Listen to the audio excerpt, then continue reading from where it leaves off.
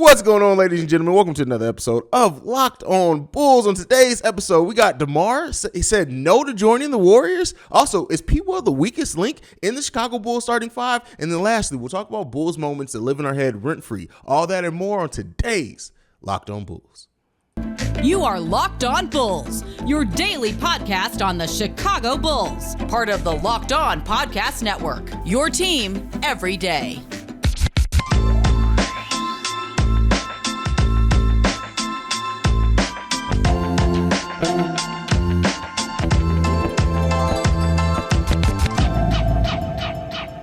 Thank you for joining Locked On Bulls. Thank you for turning into Locked On Bulls, I should say, making Locked On Bulls your first listen every day. Locked On Bulls, member of the Locked On Podcast Network. That's Pat the Designer, host and creator of the Windy City Breeze. And I'm Hayes, host and creator of Chicago Bulls Central. And together, we got this beautiful show that we have here, and we're going to jump right into it. Bro, so apparently, Draymond Green tried to recruit DeMar DeRozan to the Golden State Warriors, and DeMar said, we can't say it on this program, but F no, is basically what he said. Yeah. How does that make you feel to hear about DeMar turning down joining a perennial finals contender in the Golden State Warriors? Finals contender, champion, right? Champion. Like, it's funny when you think about it, right? Because Draymond literally said, come to Golden State.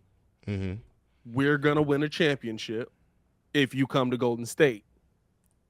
They won the championship, right?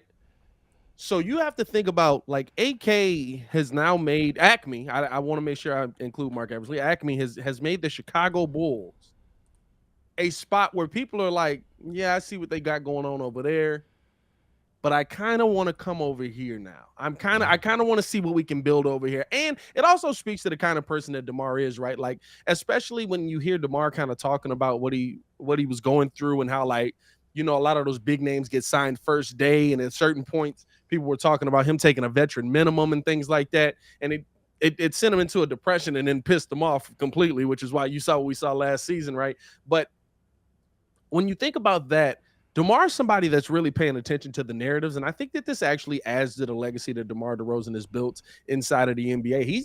He's paying attention to the fact that, nah, if I go over there, they're going to say, oh, he went there at the end of his career. He was washed up. He didn't have nothing left. And so he just went over there to win a ring, blah, blah, blah, right? Which all of that would have been untrue, clearly, as we can see from last season. But coming to Chicago, showing out, saying that I want to be the guy with the spotlight on me, and I want to perform in that moment, I think that really speaks to what DeMar DeRozan is, the kind of player he is. And it really excites me as coming into this season, right? Like, he talked about winning in the NBA is hard, and you can't be scared of that work and going out there and putting in the work. Yeah. It excites me that the Bulls have a player like that on this team.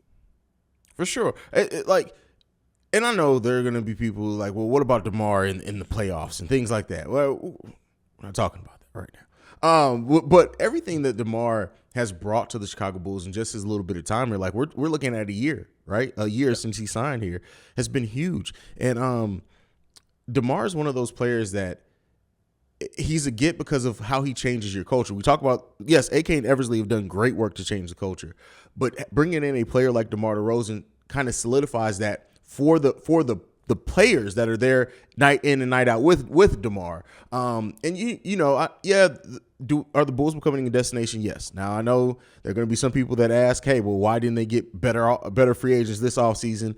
Again, PTSD, we got to let it go, people. But the culture in Chicago has changed greatly. And even hearing DeMar in this interview talk about, like, the ghost of MJ, and like the fact that he missed that first game winner against the Knicks and didn't want to, I know you talked about it yesterday. Like, DeMar's he's just a great asset to have for any franchise. And, you know, yes, he has his issues as a player, as everyone does, but like, it's special. Like, this whole run of DeMar DeRozan is gonna be for a good time, not a long time. But I'm definitely enjoying the time that we're getting with him. That's for sure. Would you say, right, that bringing DeMar in might go, now it depends on the development of P. Will, right, but it might be bigger than just signing him to be a player here? Because, I mean, we look at how he really took Ayo under his wing and the development Ayo had in that first year.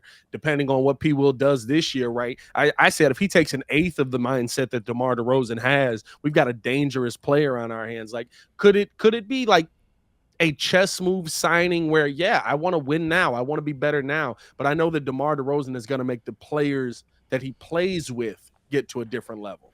Oh, for sure. Signing DeMar DeRozan, and I actually talked about this on Chicago Bulls Central, is that signing DeMar DeRozan is one of those moves that is his impact on this team is going to be felt for probably 3 or 5 years after he's gone, and maybe even longer than that, because the teachings that he gives, the lessons he gives Ayo, the lessons he gives Patrick Williams, the way that he mentors Dalen Terry, depending on how their career goes, that may be something that then they do later on. Like, and it sets that tone. It gives them something early on. I mean, and DeMar learned it from Kobe. So, like, it's a great legacy in that. And it'll be great to start that with the Chicago Bulls and have that built into players that we hope are going to be here for a long time as well. I'm really excited about. I'm not gonna lie to you, bro. Like, I think even I would have loved to see Kobe White kind of get in on that as well, right? Like, I know everybody's kind of giving up on Kobe, but like, we know what Kobe has the ability to do. Like, I feel like DeMar being on this team really elevated. One, it elevated the entire team, but just the mindset of some of these guys that, hey, bro, like, trust in you. Like, DeMar said he had a moment where he felt like maybe this is it. Maybe I am done. Maybe I'm not there yet, right? And I feel like passing that on to these young players, because you got to think about it, right? Kobe White's going through a situation where the team that drafted him may not believe in him anymore. That's big. Patrick Williams is already, like, this is year 3.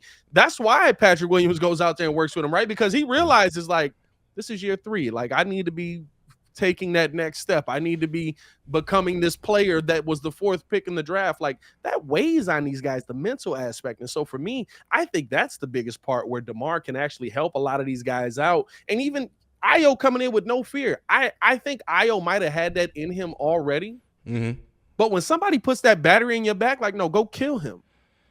You would see DeMar talking to him like, no, especially on Trae Young, like, no, go. Yeah. You in front of him is you. First off, I'm not defending nobody. It's you.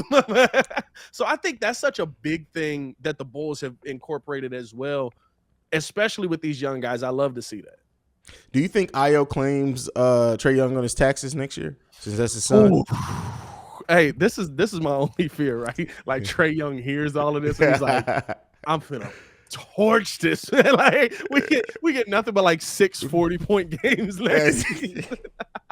That's my only fear. And like, I'm talking big trash right now, but I know how quickly it can turn. But yes, no, he's definitely he's got him on. They got joint custody of him. You know, Atlanta gets him for 6 months of the year. Ayo gets him the other 6. Okay, that's fair. But yeah, you know, it would be fun to see a Chicago Bulls Atlanta Hawks series in the playoffs. That would be fun to see. Depends on what Atlanta team we get. Like, I'm still confused. Like, at this point, are they keeping John Collins? Yeah, seems like it. Like, that's just dead, right? Like, hey, trade like, talks we trading John Collins, we trading Clint Capella, and then all of a sudden it was just like, we keep him around. Well, I mean, they kind of have to keep Clint at this point because they like. I don't know, man. Well, they were going for Rudy. Clint was going to be a part of the Rudy deal. Yeah. So at this point, they holding on to him. But that would be a fun series, man. I think the series that I really, it's sad to say, right? Because it probably ends in us not having a strong enough talent to beat them, at least at the beginning of the season. I feel this way, but I really want to run it back versus Milwaukee. I really feel like fully healthy, we could have beat the Milwaukee Bucks. But then I'd be forgetting, like, in game 2, they weren't fully healthy from that point on because they lost Chris Middleton. So that might also make a big difference. Yeah. I mean, well, you know, Chris Middleton sometimes he disappears. So Chris you never Middleton, know. You know what I'm saying? You never know. Grayson Allen absolutely cooked Zach LaVine in some of those games too, but Zach was operating on a half a knee. So, you know, it's a lot to be said there. But it's going to be an exciting season, that's for sure. It's going to definitely be an exciting season. But to get back to DeMar, just before we leave real quick, bro, and we get into the next segment, I'm going to ask you this. DeMar, what do you think DeMar's impact this upcoming season? Do you think he's able to give us that type of season again? Not necessarily with the averages, right? Because it's difficult to ask a player to do their career averages again. But do you think he has the same impact for the Chicago Bulls? Yes. Averages, I actually want him to average less, but I think DeMar's been an incredibly efficient player his entire career.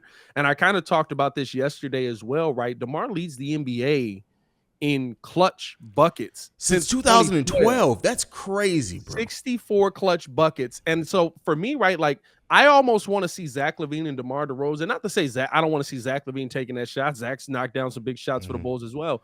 But I want to see DeMar DeRozan take that, like almost that Scotty Tony Kukoc thing, except they don't hate each other after it, right? Like I want to see that. Like Scotty's absolutely the leader of this team. I want Zach to be the Scotty of this team.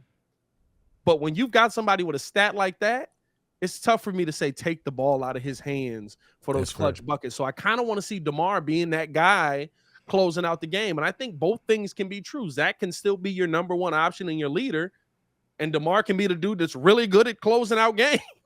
Yeah. I mean, hey, we that type of dynamic has happened before, so we'll see if that what we get in the Chicago Bulls next season. But I got to talk to you guys about BetOnline.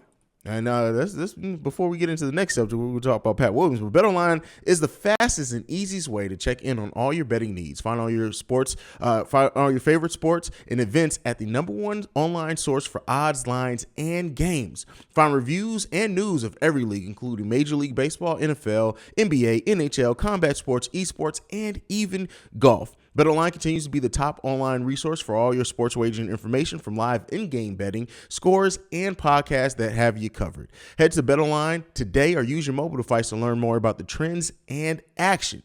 BetOnline, it's where the game starts. All right, so you brought up Patrick Williams in the last segment, and that brings us perfectly into what we're transitioning into next. Patrick Williams was named by Grant Hughes, I believe is what the guy's name was, as the Bulls' weakest link, specifically in the starting five, because nobody would call Patrick Williams the weakest link while Tony Bradley is on the Bulls team. But with that being said, he goes on to almost eviscerate Patrick Williams. He's not taking a good shot. He has the inability to create his own shot. What was some of the other? It was a lot of stuff thrown at Patrick Williams in this article, brother. Now I talked about it a little bit on Chicago Bulls Central already, so I'm just gonna let you kind of take this one away, and I'll feed off you, bro. What do you think about Patrick Williams being called the weakest link in the Chicago Bulls starting five? Based off of last season, I can't say that they're wrong. I would say he's one of your strongest links defensively, right? But even that, there's a lot of moments where your strongest link defensively still wasn't strong enough. Offensively, he's absolutely your weakest link on the team.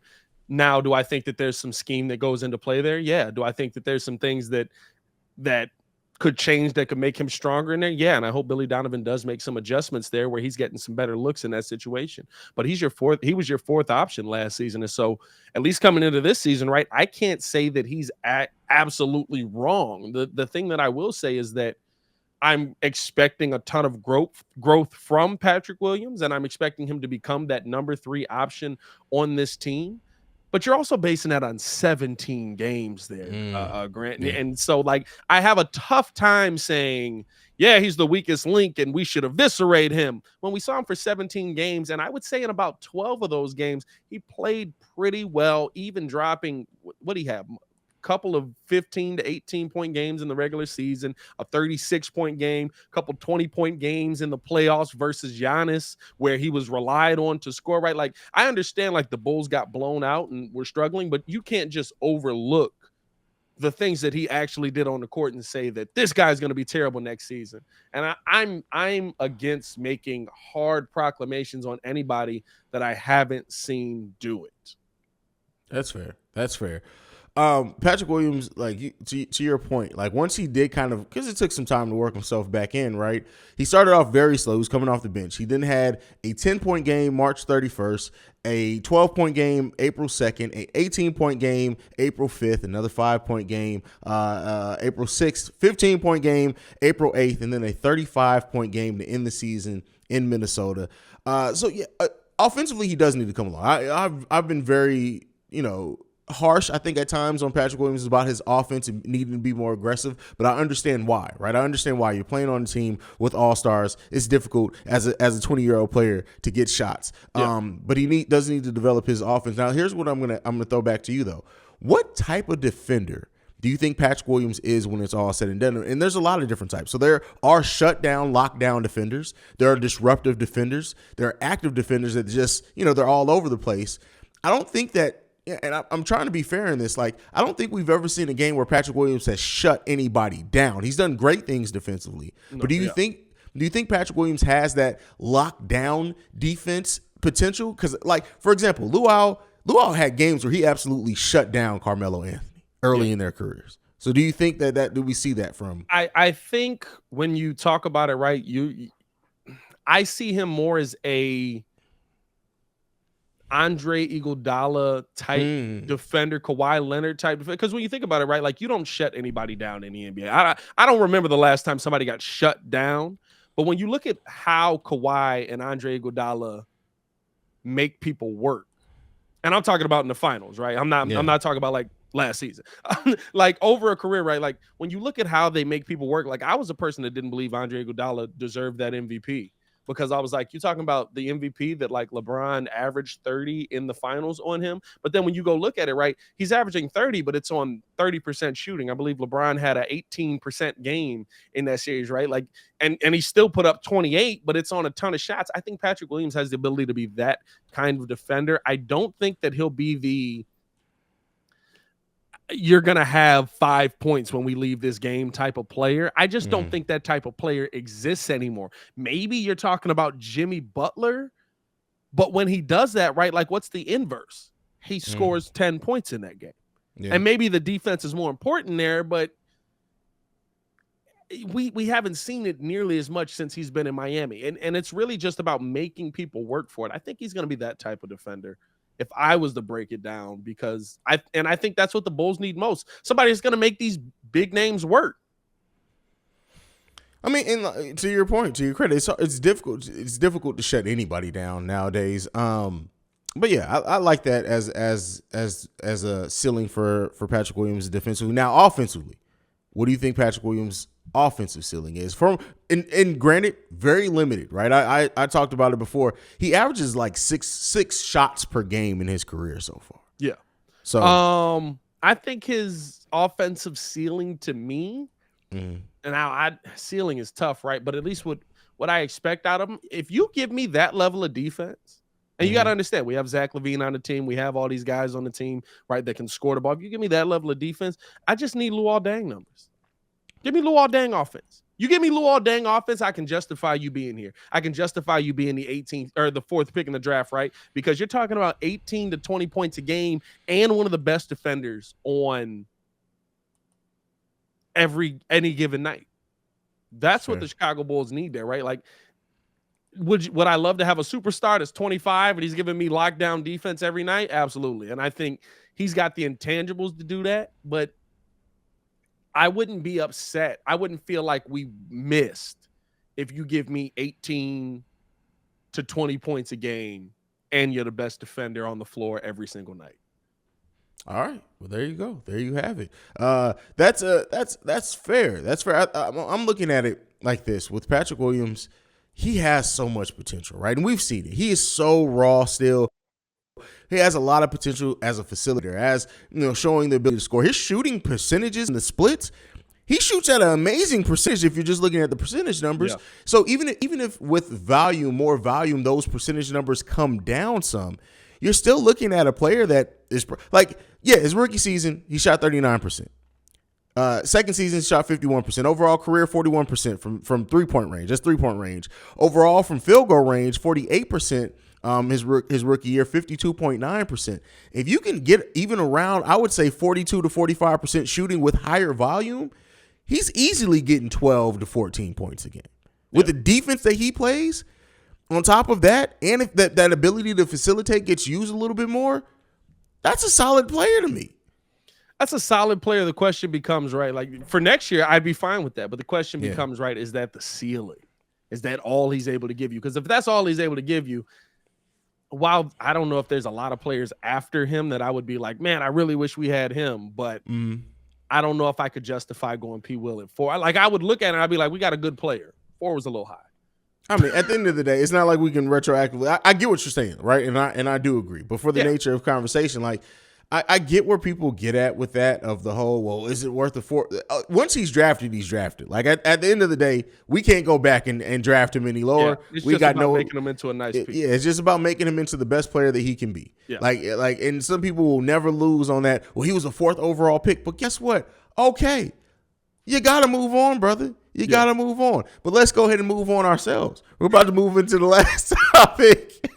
It was a great segue right there. I appreciate it. I do that. We're going to move into the last segment for the day. We're going to be actually talking about Bulls moments that live in your head rent-free. Now, it's going to PTSD trigger warning. Why you do this? Trigger warning. Well, you be positive. I can't help it, bro. Like, it's just, I got a lot of PTSD when it comes to this franchise. So, but I got this from a Bleacher Report article. They gave NBA moments that live in your head rent-free. So I said, hey, let's go ahead and Chicago Bulls this up. And let's go ahead and talk about Chicago Bulls moments that live in our head rent-free. Pat, what you got for us first? I mean, we going positive moments and negative moments here. You go whatever's on your heart, young man. I'm gonna start it off positive. I'm not sending Bulls fans down the PTSD path, man. Moments that live in my head rent-free, and it's because it's a moment that I'll always remember exactly where I was when it happened, is Derrick Rose hitting the game winner over Cleveland. The reason I remember it, and I will always remember, and it will always be a huge moment, I was in training at AT&T. I wanted to watch the game in my room because they gave us like a hotel room because we had to like travel for training. They didn't have ESPN. The hotel had a Bar Louie in it. I run downstairs to the Bar Louie, not realizing, right, like I'm 18 and they're not going to let me in because it's a bar. And so, like, I'm in full Bulls gear, Bulls jacket, Bulls chain, Bulls hat, Bulls sweatpants, and the bouncer's like, you can't come in, bro. I'm like, bro, I will stand right here and watch this game, and I'm okay with that. And he was like, okay. And so I stood right next to him for 20 minutes, and he was like, bro, you really just here to watch the game? I was like, bro, yes, I don't care about drinking right now. I'm trying to see what the Bulls are doing. So then he finally let me in, and he was like, you can't sit nowhere, though. I was like, I don't care. So I stood the entire game. I was probably like one of 30 people in there watching it, but I just remember how everybody stopped when the shot went up. And when it banked off and went in, the whole building exploded. We was, let's go. Yeah, that'll always live in my head rent-free no matter what. Now go ahead and depress us, Hayes. I mean, how can I follow that up with something depressing? I can't do that. So I'm gonna go positive first too. To me, one of the moments that will always live in my head, the Chicago Bulls with whatever percent chances it was getting the number 1 overall pick that eventually turned into Derrick Rose. Bro, we know what it was. We know what that was. Bro. Man, hey, we won a lot of games that year to get the number 1 overall pick. Bro, because we won like, was it 37 games that year? We won 37 to 38 games that year and got the number 1 overall pick. We were the 9th seed or the 8th seed. I know we were fighting for a playoff position. I thought we made the playoffs. Yeah. But no, we didn't make the playoffs. We were close to it. We were 9. We missed. I know Miami was right behind us. The season before then was the season that we made it.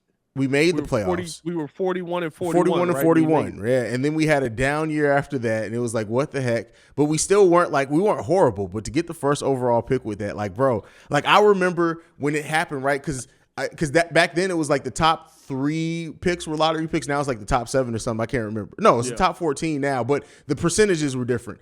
So I remember once the Bulls, like, they passed a certain part and they were like, that means the Chicago Bulls moved into the top 3. I said, what? And then the whole time I'm watching, I'm like, wait, what? Yeah. Man, listen, bro.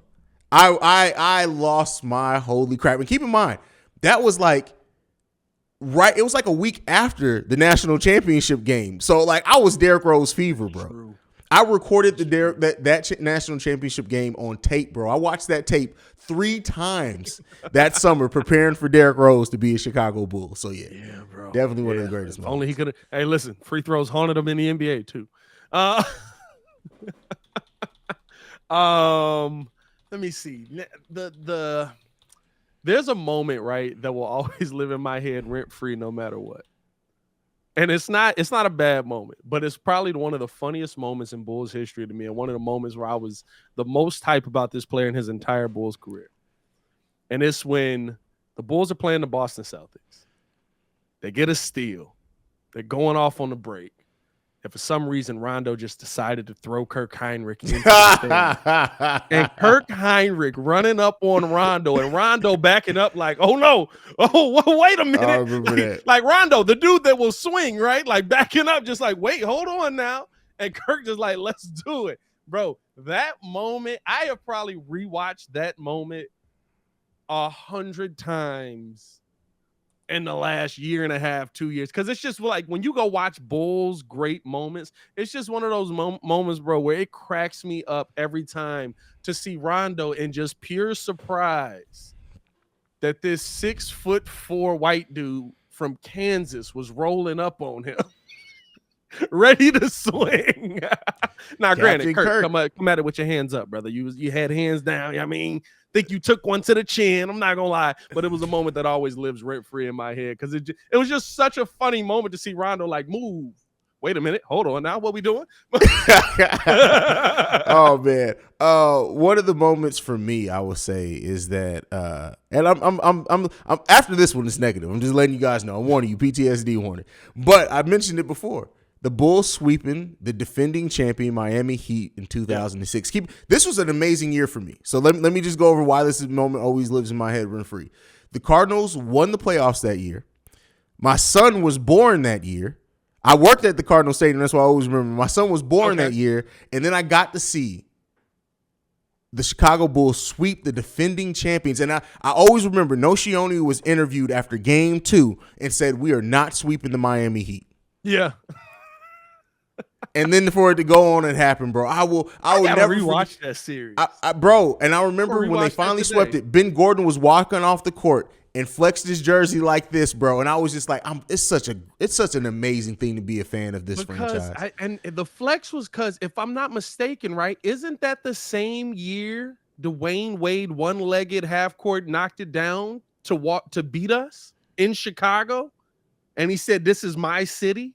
No, because that was Jimmy Butler was on the team then. That was a while after. Jimmy was on that team? Yeah, Jimmy was on the team when he did. Unless he did it again another time. But I distinctly remember a time where Dwayne Wade hit a shot and then was like, "This is my city," and Jimmy Butler was on that team. Now, again, I may be mixing some time. Maybe D Wade to hit us with some shots. He didn't hit us with quite a few, brother. He didn't hit us with quite a few shots. Yeah. He loved breaking Chicago's heart. Yeah. But Jimmy Butler was on that team.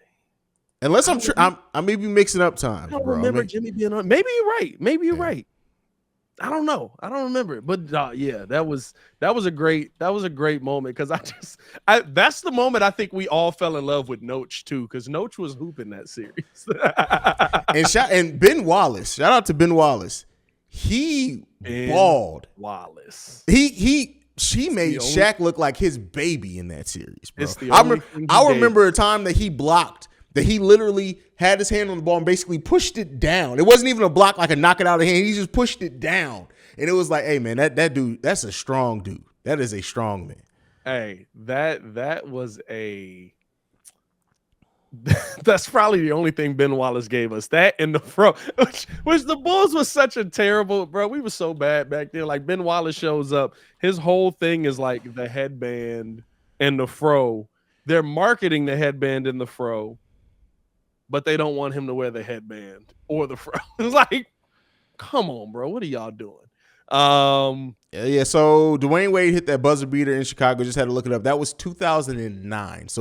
So Jimmy wasn't on that team, but Derrick Rose was on. Derrick was on that team. Yeah, Derrick was on that team. Yeah, so that's a little while after. Yeah. That's what, 3 years later. Yeah, 3 years later? Yeah, 2 seasons later. Yeah. But all right, now it's time to break hearts. Go ahead. Go and hit them with yours, bro. I ain't going negative. You're gonna turn them. What do you mean I'm going to turn them? What the hell? Like, everybody, listen, people already know that I have PTSD when it comes to this franchise, bro. And I'm going to have to say it. Always in my head, rent free. Jay Williams in the motorcycle crash, bro. Like, it literally, that changed the trajectory of the franchise, bro. Now, we were able to still make some moves. We would have never had Derrick Rose probably had that not happened. But still, like, to see somebody's career taken from them, and I remember, I think I was I a sophomore in high school when that happened? Probably. maybe even younger than that. But I remember when I was living in Germany. I remember when I got the news that it happened. This was before alerts. This was before smartphones, any of that. I literally stopped and was like, come on, man. Come on. Yeah. Yeah. I'm gonna be honest with you.